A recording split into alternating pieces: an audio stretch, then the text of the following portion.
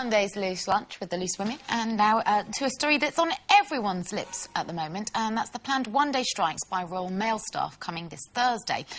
Postal workers are unhappy at plans to modernise the service that would see job cuts and major change across the industry.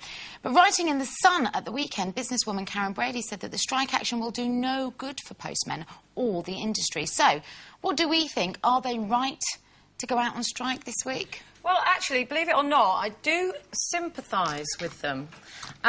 Although I don't think it's a good idea to be going on strike, and you know, lots of reasons. I sympathise with them because they haven't had a pay rise for 2 years, and you know, they fear that a lot of them will lose their jobs, and yet they've got the chief executive of the Royal Mail, Adam Crozier, I think took home about £3 million last year, and he is a civil servant. He's the highest paid civil servant ever, and yet you know, so these guys, yeah, they want to go on strike, they don't want to lose their jobs, but unfortunately, I think, and this is why I feel really sorry for them, because I think they're playing right into the government's hands here, because they will all lose their jobs, because it will have to be privatised, because it will ruin the Royal Mail. And I think that's exactly what the government wants to happen, because they want to wash their hands of it.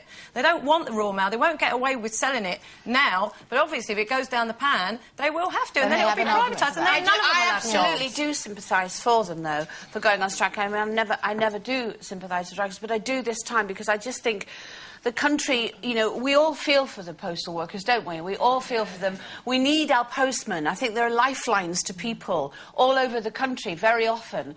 You know, it used to be the milkman and the postman, didn't it? You know, and they are lifelines. And I do think, and I hate what the government has done to post offices. You know, I mean, our post office, yeah. The post offices used to be the place where you go. I mean, you used to buy milk and bread and everything from there.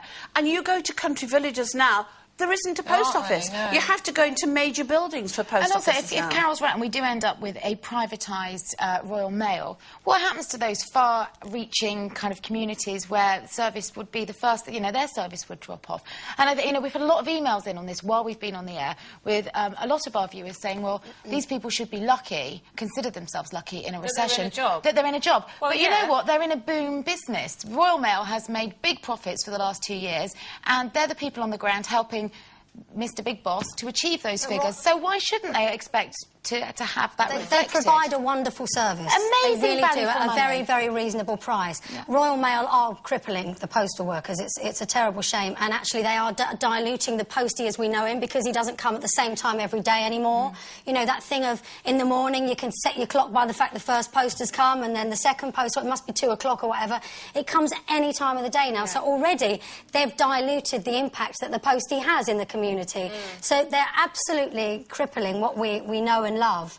And I just, you know, writing a letter, that kind of communication is such an important thing. I mean, I've got a long-lost relative that I discovered quite recently, and our relationship is mostly based on letters and exchanging old family photographs. And that is a really, really special relationship. And I think you can't do that with an email. You can't pass on emails to generations. And the other thing is you can't rely on it anymore, really, when you think about it. Because, you know, there used to be first-class and second-class post, and first-class post used to be delivered the next day. It always did. Yes. Now, you can't actually guarantee that, so you have to have special delivery, which is about £10.50. And so that is why the Royal Mail does make a lot of money. So, you know, you're right, the service is still there, but there are so many ways of making money out of it, and the workers, you know, I just think it's the wrong time for them to go. And I think we've become rather complacent as well, because we actually think when we put a letter in a letterbox, I don't know if you do this, well, it won't get there tomorrow. Well, and you know what I mean? We've all got rather complacent about it. But I think the most exciting thing about letter writing is the fact that you can put that little stamp on that envelope with a letter in, and it will get to that person. That's the most simplistic thing to say, but isn't that still fantastic in this country that we can do that? And it's quite cheap. And there are some people that say, like, the cheques in the post, and now with the postal strike... Yeah. It really is. It really is. OK. Well, it's competition time.